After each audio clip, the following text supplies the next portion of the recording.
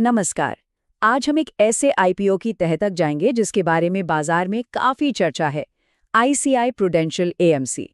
आइए मिलकर इसका पूरा विश्लेषण करते हैं और देखते हैं कि इसमें कितना दम है।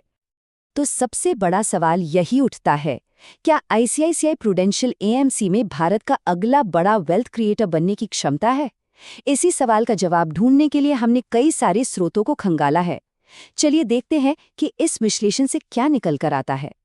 इस सवाल का जवाब हमें 6 हिस्सों में मिलेगा। पहले आईपीओ की बेसिक डिटेल्स देखेंगे, फिर समझेंगे कि कंपनी और उसका बिजनेस क्या है।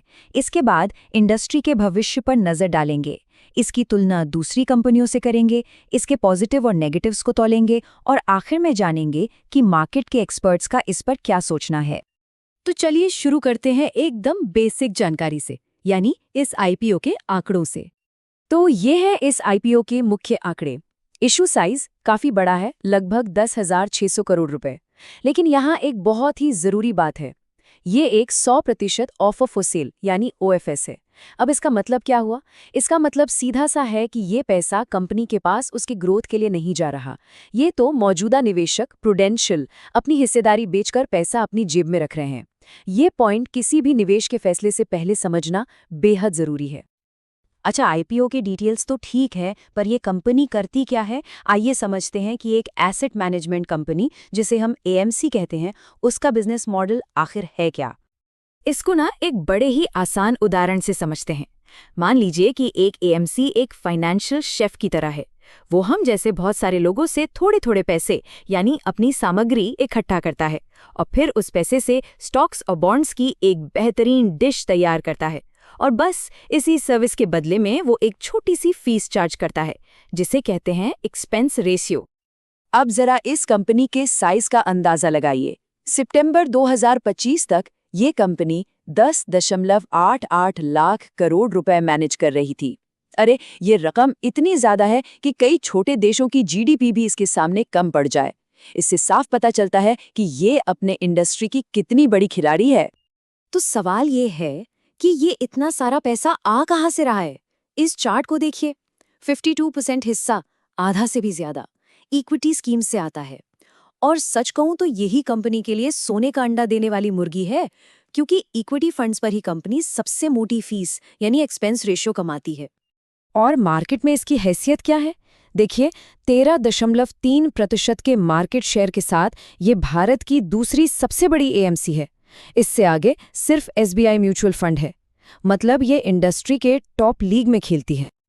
देखिए, कोई भी कंपनी कितनी भी अच्छी क्यों ना हो, वो तभी आगे बढ़ेगी जब उसकी पूरी इंडस्ट्री में ग्रोथ हो। तो सवाल ये है कि भारत में म्यूचुअल फंड इंडस्ट्री का भविष्य कैसा दिखता है। चलिए इस पर एक नजर डालते हैं। ये स्लाइड एक बहुत बड़े बदलाव की कहानी बता रही है। पहले भारतीय अपना पैसा ज्यादातर बैंक एफडी या कैश में रखते थे, पर अब ये ट्रेंड बदल रहा है। लोग धीरे धीरे म्यूचुअल फंड्स की तरफ आ रहे हैं। ये एक बहुत बड़ा मेगा ट्रेंड है, जिसे कहते हैं फाइनेंशियलाइजेशन, और यही इस पूरी इंडस्ट्री की ग्रोथ का सबसे बड़ा इंजन है। और मजे की बात तो ये है कि ग्रोथ की असली कहानी तो अभी शुरू होनी बाकी है, और वो है छोटे शहरों में। आज भी भारत की एक बहुत बड़ी आबादी म्यूचुअल फंड से कोसों दूर है। ये एक तरह से सोने की खान है, जो इस इंडस्ट्री को आने वाले कई सालों तक रॉकेट जैसी रफ्तार दे सकती है। ठीक है, तो कंपनी अच्छी है, इंडस्ट्री भी बढ़ रही है, पर अब आते हैं इस विश्लेषण के सबसे दिलचस्प हिस्से पर, यानी आईसीआईसीआई प्रूडेंशियल एएमसी की सीधी टक्कर इसके उन कॉम्पिटिटर्स से जो पहले से ही शेयर बाजार में लिस्टेड हैं। चलिए अब सबसे जरूरी सवाल पर आते हैं, वैल्यूएशन। ये अपनी कॉम्पिटिटर कंपनियों के सामने कहाँ टिकती है? तो देखिए, इसका पीई रेशियो लगभग 40 है, जो एचडीएफसी और निप्पॉन के आसपास ही है। मतलब कमाई के हिसाब से कीमत ठीक ठाक लगती है। लेकिन कहानी में असली ट्विस्ट है प्राइस टू बुक वैल्यू में। आईसीआईसीआई का पीबी है 30 और इसके सबसे बड़े कॉम्पिटिटर एचडीएफसी का कितना है? सिर्फ 13। ये तो 2 गुने से भी ज्यादा हुआ। इसका सीधा मतलब है कि कंपनी की जो असल कीमत है, उसके मुकाबले आईपीओ बहुत ही महंगे दाम पर लाया जा रहा है, और ये एक बड़ा रेड फ्लैग हो सकता है। हाँ, इसमें कोई शक नहीं कि ये सेक्टर निवेशकों के लिए पैसा बनाने वाली मशीन रहा है। पिछले 2 सालों में देखिए, एचडीएफसी एएमसी ने लगभग 4 गुना और निप्पॉन ने तो 4.25 गुना रिटर्न दिया है। इससे एक बात तो साफ है कि अगर सही कीमत पर एंट्री मिल जाए तो इस सेक्टर में जबरदस्त कमाई की गुंजाइश है। तो अब तक की सारी बातों को समेटते हैं और सिक्के के दोनों पहलुओं पर नजर डालते हैं, यानी इस आईपीओ के क्या फायदे हैं और क्या नुकसान। तो पॉजिटिव्स क्या हैं? कंपनी का बड़ा मार्केट शेयर है, बिजनेस तेजी से बढ़ रहा है और प्रॉफिट कमाने की क्षमता तो जबरदस्त है। वहीं दूसरी तरफ कुछ खतरे भी हैं। इसकी कमाई पूरी तरह से शेयर बाजार के उतार चढ़ाव पर निर्भर है। सरकारी नियमों का रिस्क हमेशा बना रहता है, वैल्यूएशंस जैसा हमने देखा बहुत ज्यादा है और कंपटीशन भी दिन ब दिन बढ़ता जा रहा है।